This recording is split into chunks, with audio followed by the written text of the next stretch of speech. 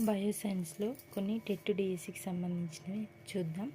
నీటిపారుదల అనేది పంట మొక్కలకు నీటిని అందించే విధానాన్ని నీటిపారుదల అంటారు.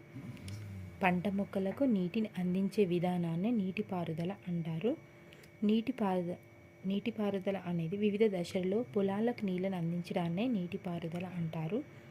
నెక్స్ట్ బిందు సేద్యం అంటే నీటి లభ్యత తక్కువగా ఉన్న ప్రదేశాల్లో బిందు సేద్యం మరో ప్రయోజనకరమైన నీటిపారుదల పద్ధతి.